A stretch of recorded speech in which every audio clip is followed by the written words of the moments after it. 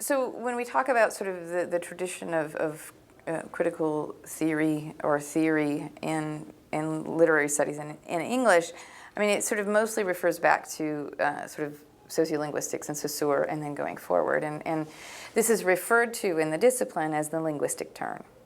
Okay? And what that means is that there's a sort of moment with Saussure, Barthes, Derrida, and some of the post-structuralists like Jacques Lacan, who is a student of Freud, but sort of moves Freud's sort of psychosexual theories into a sort of sociolinguistic domain. So the linguistic turn refers to this sort of, this notion that everything is always already discursive. So there might be some real reality behind language, behind our models or representations of language.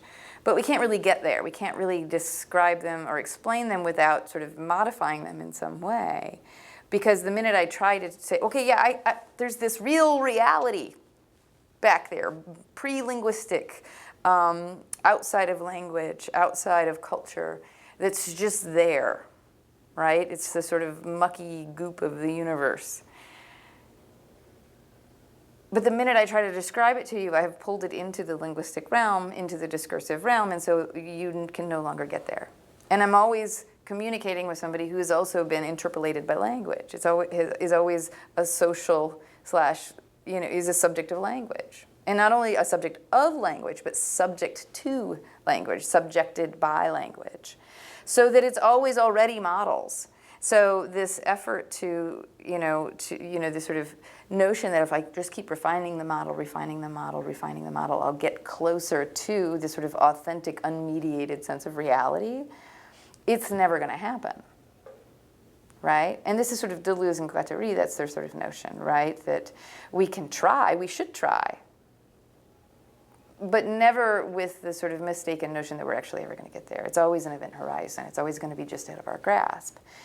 And so does that give English an advantage? I mean, or any sort of post-structuralist sort of field of, sort of continental philosophers sort of participate in this? An advantage? Yes and no. I think that the danger of the linguistic turn is that we've sort of denied a kind of materiality, right? If everything is language, if everything is code, if everything is constructed, everything is always already a model, a representation, then we can just ignore the sort of the messy stuff that's sort of behind it, right? It's just noise. On the other hand, it does make us very suspicious of claims that, of the claim to say, no, this is how it really is. This isn't a model. This isn't a representation. This isn't a linguistic utterance.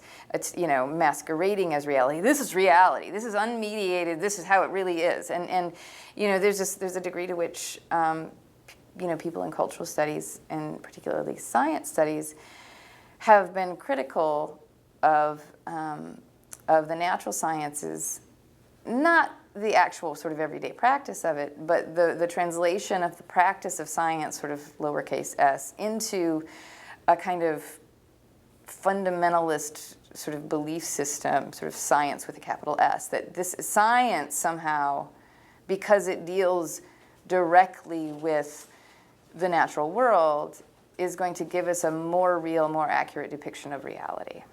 And the science studies scholars would caution against that. Andrew Pickering describes, science as the mangle of practice. And mangle is like a washing machine mangle. Like, you always have to take into account those variables you can't control, that including the role of the observer in the experiment, right? And so it's not that we're somehow better at describing reality because we like words and things, or that reality is words, but rather we're able to say, that's a metaphor, even when you're acting as if it isn't. And I think that's useful. Makes things more complicated, at least.